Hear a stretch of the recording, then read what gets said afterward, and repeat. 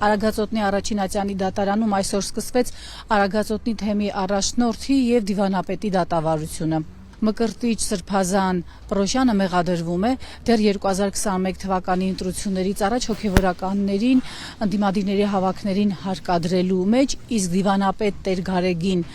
Արսենյանը նրան օժանդակելու մեջ է մեղադրվում։ Երկուսն էլ մեղքը չեն ընդունում։ Մկրտիչ Սրբազան այսօր լրագրողների հարցերին չպատասխանեց, դիվանապետն էլ ելույթ ունեցավ դատավարության ընթացքում։ Քանի որ ծնողներիս հետ եմ ապրում, տնային կալանքում գտնվելու ընթացքում հնարավորություն չունեմ, ունեմ քույր և եղբայր, իրենք էլ չեն այցելում, կարտոնի պահանջով խնդրանքս է դա էլ հաշվի առնել, հնարավորության դեպքում եթե տնային կալանքը պահպանվի,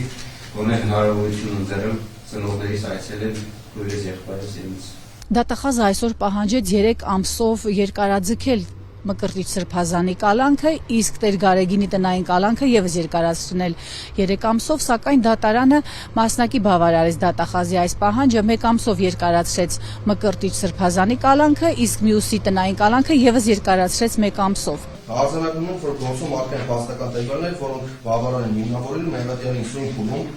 անազատության մեջ պահելու առավելություն է, վարկա չէ այնպիսի հանգամանք, որի դեպքում կհինավորվի առավել պիտանի խափանմիջոց կիրառելու անհրաժեշտությունը։ Հիմա ինչ վիճակ ունենք։ Ունենք ընդհանրապես հարցաքննության ենթակա 2 բուժող,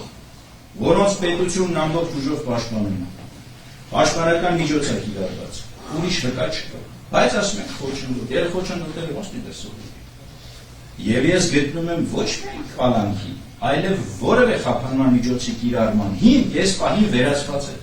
Դատարան են եկել այս գործով 2 տժողները, նախկին կարգալույց քահանաներ Տեր Արամն ու Տեր Թադեն։ Նրանք այդպես էլ չպատասխանեցին հարցերին փաստաբանների, թե ինչ են կարծում ազատության մեջ Մկրտիչ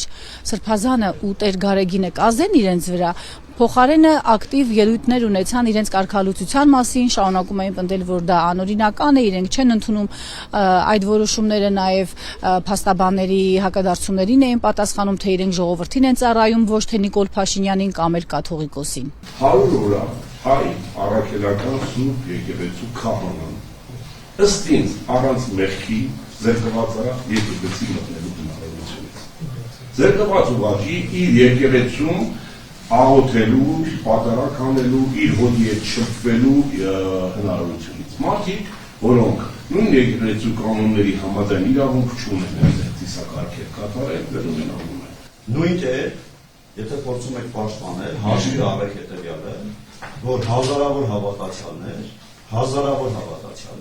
մեզ են ուզում տեսնել այս եկեղեցու մեջ, ովքեր որ շփվում են մեր հետ, ովքեր մեր ձեռքից ստանում են հաղորդություն, եւ ինչքան էլ որ դուք փորձեք պաշտպանել, միևնույն է, այդ մարդիկ ճշմարտությունը հասկանում են, գիտեն, եւ դրանից հետո այն օրենքները, որը պիտի եկեղեցին կիրառել, չի կիրառվում, բայց այդ օրենքները պահպանում են մեր հավատացյալները։ Փաստաբանները այսօր մի քանի ժամ տևած դատական նիստի ընթացքում հայտարարում էին, որ ամիսներ առաջ է դատարանը որոշել, թե ինչու պետք է օրինակ Մկրտիչ Սրբազանը մնա կալանքի տակ։ Նշում են, որ այն ժամանակ նախաքննական մարմինը դատարանն էլ գտել էին, որ եթե նա լինի ազատության մեջ, ապա կազդի այս գործով անցնող անձանց, մասնավորապես վկաների վրա։ Բայց փաստաբանները հայտարարեցին, որ տարօրինակորեն այս գործում վկաներ չկան, միայն այս 2 տուժողներն են։ Մենակ այն փաստարկը, որ նրանց նկատմամբ պաշտպանության միջոց է կիրառված, դուք պետք է տեսնեք առավելությունների մի շքախմբով են գալիս։ Ոստիկանական այն խումբը, որ իրանց է ուղեկցում, նույնիսկ իրենց գործընկերներին թույլ չեն տալիս մոտենան տուժողներին, ուր մնաց, ասենք Սրբազանը հայտնվել ազատության մեջ, փորձի ինչ-որ խոչընդոտի։ Հիմա այս հարցի մասին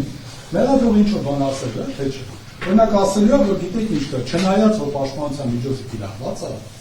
բայց մեկը մենք չենք կարողանում պաշտպանել։ Նախկին քահանա Տեր Արամը հանրայինի եթերում էր հայտարարել, թե 2021 թվականին Արագածոտնի թեմի առաջնորդը իրենց պարտադրել է մասնակցել ընդդիմության հավաքներին ու չընտրել Փաշինյանի կուսակցությանը։ Ստեփան Ասատրյանը այդ հայտարարությունը արեց 4 տարի անց, երբ միացավ Մայրաթորի դեմ Նիկոլ Փաշինյանի պայքարին։ Ինչու լռեցիք 4 տարի։ Հիշեցնեմ, որ Մկրտիչ Սրբազանը կաթողիկոսի քրոջ որդին է ու հոկտեմբերի 16-ից ազատությունից զրկված է եւ այս ընթացքում դատարանը պարբերաբար մերժում էր նրան կալանքից ազատ արձակել։